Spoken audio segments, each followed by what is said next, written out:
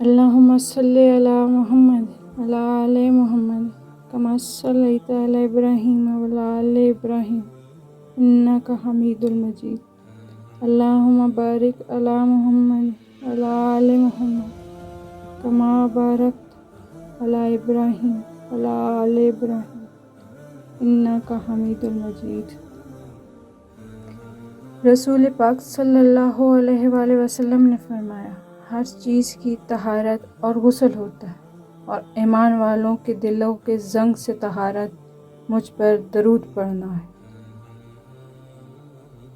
روایت ہے کہ نبی پاک صلی اللہ علیہ وآلہ وسلم کا فرمان ہے کہ قیامت کے دن اللہ کے نزدیک خبیث ترین وہ میاں بیوی ہوں جو خلوت اختیار کریں، پھر ان میں سے کوئی ایک دوسرے کی راز بات لوگوں میں ظاہر کرے۔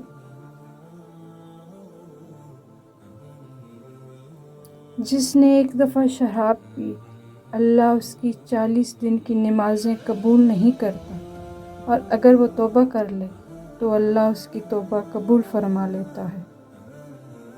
رسول اللہ صلی اللہ علیہ وآلہ وسلم نے فرمایا کہ تمام زمین سجدہ گاہ ہے سوائے قبرستان اور حمام کے۔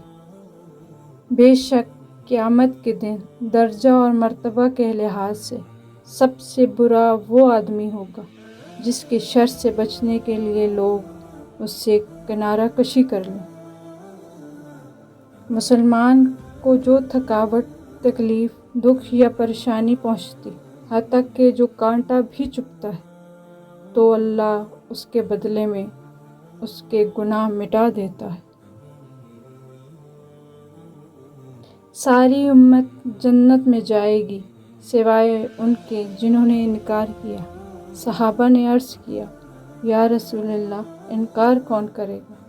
فرمایا، جو میری اطاعت کرے گا وہ جنت میں داخل ہوگا، اور جو میری نافرمانی کرے گا اس نے انکار کیا۔ انس بن مالک رضی اللہ تعالیٰ عنہ کہتے ہیں کہ رسول اللہ صلی اللہ علیہ وآلہ وسلم پناہ مانگتے تھے اور اس طرح فرماتے تھے کہ اے اللہ، میں تیری پناہ مانگتا ہوں سستی اور بزدلی سے، اور تیری پناہ مانگتا ہوں بہت بڑھاپے اور بخل سے۔ جس نے سورۃ بقرہ کی 2 آخری آیتیں رات میں پڑھ لیں، وہ اسے ہر آفت سے بچانے کے لیے کافی ہو جائیں گی۔ تم جہاں ہو اپنے دل میں اللہ کا خوف رکھو اور گناہ کے بعد نیکی کر لیا کرو کہ یہ نیکی اس گناہ کو مٹا دے گی۔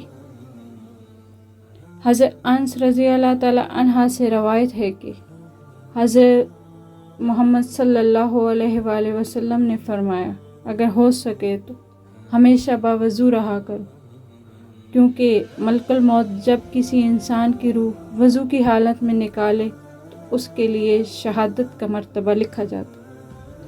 ان قریب میری امت کو پچھلی امتوں کے بدترین بیماری پہنچے، جو کہ تکبر، کثرت مال کی حرص، دینوی معاملات میں کینہ رکھنا، باہم ایک دوسرے سے بغض رکھنا اور حسد کرنے پر مشتمل، یہاں تک کہ وہ سرکشی اختیار کر لے۔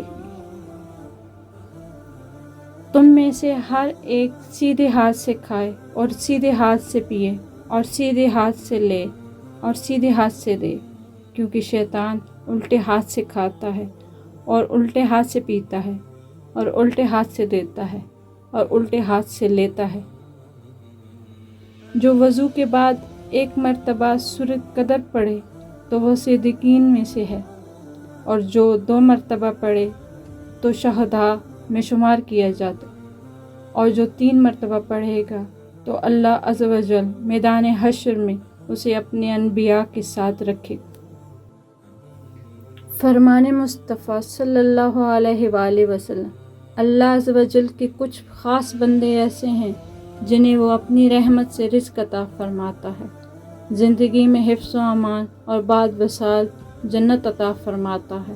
یہ وہ لوگ ہیں جن پر فتنے رات کی تاریکی کی طرح چھا جاتے ہیں، لیکن وہ ان سے عافیت میں رہتے ہیں۔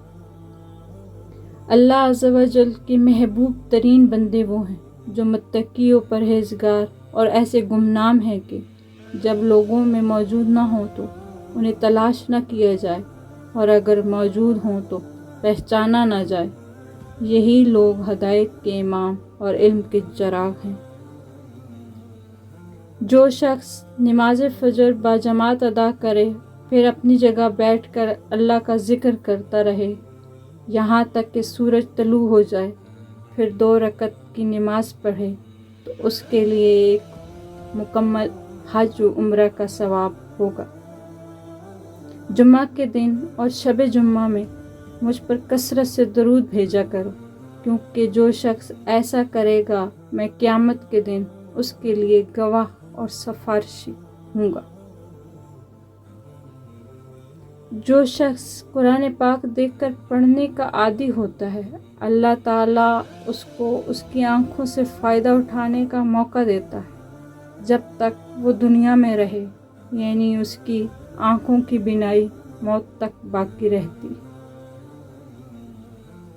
دعا نفع پہنچاتی ہے اور ان بلاؤں کو ٹالتی ہے جو نازل ہو چکی ہیں، اور ان بلاؤں کو بھی جو ابھی نازل نہیں ہوں۔ اس لیے تم لوگوں دعاؤں کا اہتمام کرو۔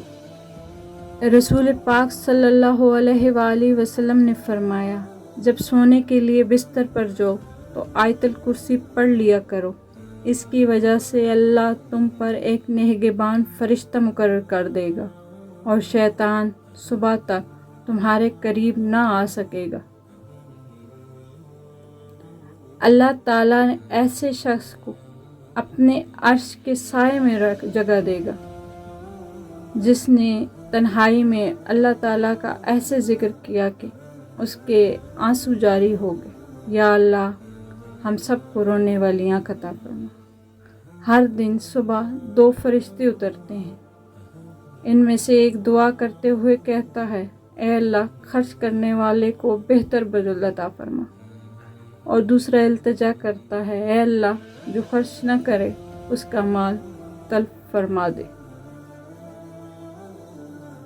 رسول اللہ صلی اللہ علیہ وآلہ وسلم نے فرمایا، اللہ تعالیٰ فرماتے ہیں، میرے ذکر کے لیے وقت نکالو، میں تمہارے کام میں برکت عطا کروں گا، ورنہ دنیاوی کاموں کی کثرت تم پر اس قدر مسلط کروں گا کہ تمہیں فرصت ہی نہ ہوگی اور سکون سے محروم رہو گے۔